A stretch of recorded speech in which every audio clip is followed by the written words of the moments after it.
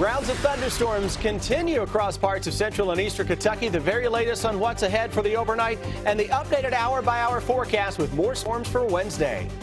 After a shooting killed one person and injured 4 others, there's now debate if a Lexington park is safe enough to hold community events.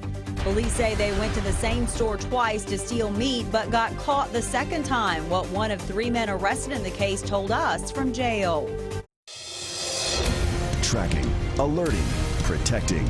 WKYT News starts now with First Alert Weather.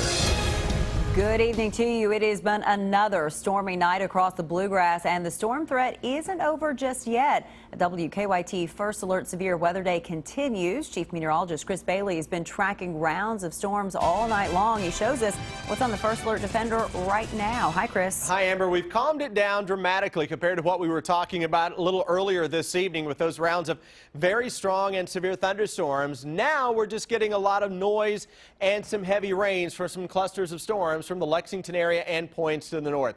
Really coming down across the downtown Lexington area and points to the south and southwest. You get into parts of Nicholasville, thunder and lightning back to our northwest around the Keene area and toward Mortonsville, and most now of Garrett County getting in on some heavy rains and a lot of thunder and lightning. That extends back to the northwest, capital city of Frankfort.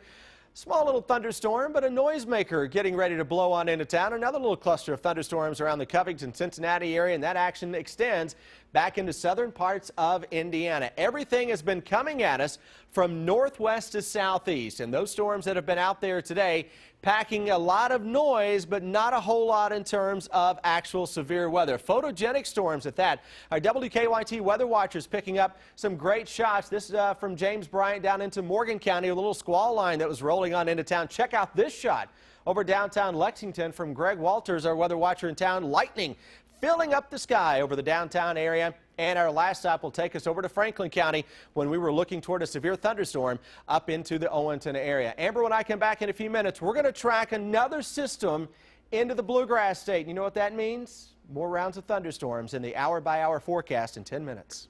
All right, Chris, thank you. Now to a breaking news alert that we're tracking out of Pulaski County tonight. Investigators tell us a state trooper was involved in a crash. It happened just after 7 tonight along US 27 south of Somerset. State police say one of their cruisers collided with another vehicle. They're still trying to figure out what led to that crash. Police say the trooper had minor injuries, but they say the other driver was taken to the hospital, and that person's condition is not known tonight. Police did say the coroner was called to the scene. Police did call in a crash reconstruction unit to investigate. They have not released any other details to us. They do expect, though, to clear that scene in the next half hour. Tomorrow, the family of a man who died after being shot at a Lexington park is expected to speak publicly for the first time. Lexington police say Kwame El-Amin's family will ask the public for information that leads to an arrest in the case. El-Amin and 4 others were shot during the Dirt Bowl basketball tournament at Douglas Park on June 21st. The other victims survived. Tonight, dozens of people met to discuss if Douglas Park has become too dangerous to host the Dirt Bowl and other events. Monique Blair has our top story at 11. I can't believe it was that many people in the park and nobody saw the shooting. I'm personally appalled that many people could be in the park and nobody have any idea what went on. Tuesday marks 9 days since 42-year-old Kwame El-Amin was shot in Douglas Park during the Dirt Bowl Basketball League. He died 4 days later. Lexington police say hundreds of people were in the park at the time of the shooting, but no one has been arrested. Tuesday night, community members expressed mixed emotions on whether or not the Dirt Bowl should continue to be played in the park. When I pick up one of my 10-year-olds the very next morning and they crying their eyes out about how they don't want to die and can't go to the park, that concerns me. If we take this out of Douglas Park, what happens next? Do we quit having roots and heritage? Do we quit having the 4th of July? Commissioner Jeff Reed tells me the next step in determining where this Dirt Bowl League will be played is to hear from coaches, referees, and players. If I can't tell the officials, the parents, the players, if they're going to be safer than unsafe, I have a concern about that. Many people said changes need to be made, such as more police officers on duty during games and the community becoming more vigilant. Moving the basketball game is not the answer. We're the answer. Until the city reaches a decision on the fate of the Dirt Bowl, the games will continue to be played at the Dunbar Community Center. In Lexington, Monique Blair, WKYT. Commissioner Reed says for now the location of where Super Sunday will be played is still undetermined. Right now, Super Sunday is scheduled for July 19th. Tonight, 3 men face charges after police say they stole more than $1,000 worth of meat from a Walmart. And Harrisburg police say they got caught after going back to the scene of the crime the next night to steal more meat. Police arrested Jason Rice, Elvin Spears, and Shelton Pendergraft. Tonight, one of the men talked to us from jail. It's a story new at 11.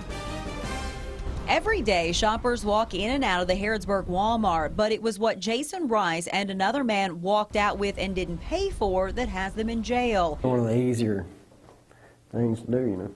Jason Rice is talking about stealing meat, something he doesn't deny doing. Those 2 separate incidents. The once on the 28th, and then they came back last night. On the first incident, they came into Walmart while one guy waited in the car. Police say Rice and Shelton Pendergraft attempted to steal more than $2,000 worth of meat on a 2-day stealing spree. Just went in and got meat and wheeled it out. Corporal David Patterson with the Harrisburg Police Department says both men had no business even being in the store in the first place. The 2 individuals that entered the store had previous shoplifting incidents at Walmart and had been banned from the property. Rice admits he probably pushed his luck going back into Walmart a second time. We asked what he was doing with all that meat. His answer, simple. We actually take it. I mean, people want it, you know, people want to buy it. A quick way to make $1 that now has this man and 2 others sitting behind bars. Both Rice and Pendergraft are charged with burglary. Police say Elvin Spears was the getaway driver in both cases. He's now charged with complicity. Today, crews used a crane to lift a large tree that fell onto a Lexington house during a storm. The oak tree damaged the home on Rocky Hill Terrace off East Reynolds Road when it fell last night. Crews say it took them 30 minutes to remove the core of the trunk, which weighed around 7,500 pounds. They say the tree broke from its roots during the storm. Oaks are not known for falling over. They're known for having a deep root system and being really strong. But this one definitely had some sort of disease or decay in the roots, which caused it to break. The people who live at the home are staying with family members for now. Crews took what's left of the tree to a lumber yard in Nicholasville.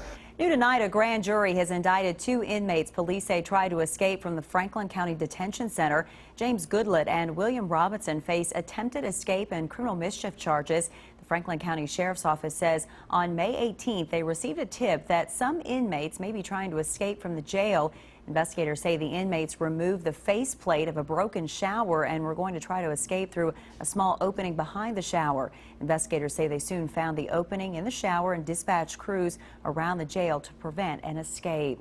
Tonight, a Kentucky woman who was in a group that was attacked during a mission trip in Haiti is now back home in the Bluegrass. Crystal Lawson wasn't injured, but she was with Estill County Pastor Bill Wesley and 3 others when they were shot last week. All of them survived, and Wesley returned to his church over the weekend. Lawson's group helped build schools and churches in Haiti. The attack happened minutes after a church service.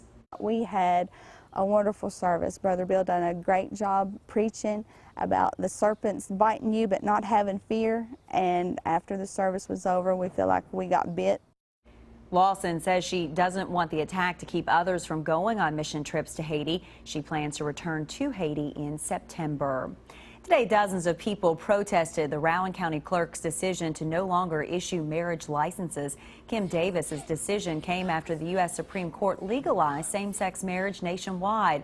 She says same-sex marriage goes against her Christian beliefs, so she stopped issuing the licenses. Davis didn't want to go on camera, but she told us she received many hateful emails. Today's protest was held outside the Rowan County Courthouse. She's standing in defiance of their love and their basic human dignity.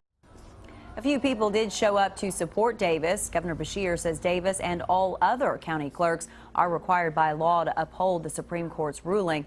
At least one same-sex couple was denied a marriage license in Moorhead today. Kentucky Senator Mitch McConnell says the Supreme Court's decision isn't the end of the debate over same-sex marriage. During a Chamber of Commerce event in Mount Vernon today, Senator McConnell said there are those with deep religious convictions who are going to refuse to provide services. He says the religious liberties issue will spawn a new series of lawsuits and legislation.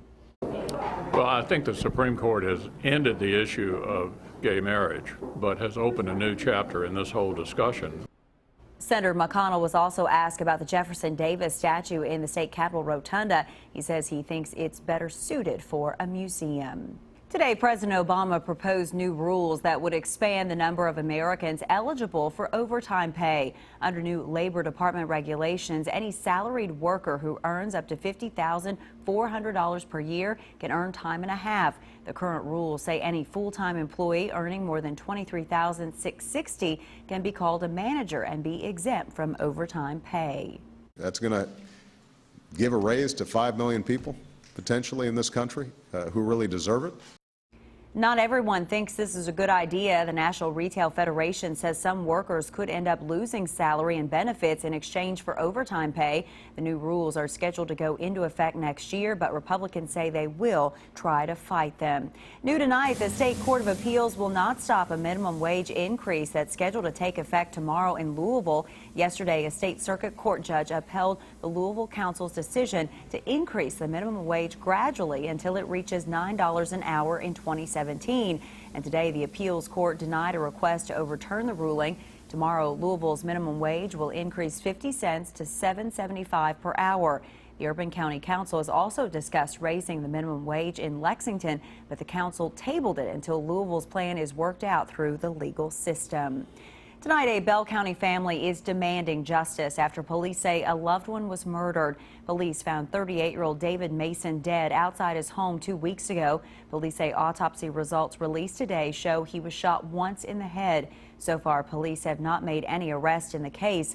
Mason's mother says she's heartbroken. The first love of my life. This was my firstborn. And now all I have is a box with him in it. She also says she won't be able to forgive the person responsible. Police tell us they don't know what led to that shooting. Another sign tonight that diplomatic relations between the U.S. and Cuba are becoming more friendly. Tomorrow, President Obama will announce an agreement to open embassies in both Washington and Havana. Sources tell CBS News the deal faced weeks of delays because the U.S. government wanted to make sure its ambassador to Cuba would be allowed to travel freely to meet with Cubans. Last December, the U.S. began a move towards restoring ties with the communist country after more than a half a century. A pigeon problem has people who walk through a railroad underpass in Lexington crying foul. A pigeon roost has led to some complaints from people walking along South Broadway. They say the pigeons keep leaving a smelly mess and it's becoming annoying. Well, it's very dirty. I see hundreds of pigeons nesting up in the top of the bridge there, underneath the bridge. It's been an issue, as far as I've noticed, for many months, if not years. Lexington city leaders are responding to all of the complaints. In a statement, they say they're working on a permanent solution by sealing off the area above the sidewalks. The city has also hired an environmental contractor to clean up the bridge, walls, and the sidewalks.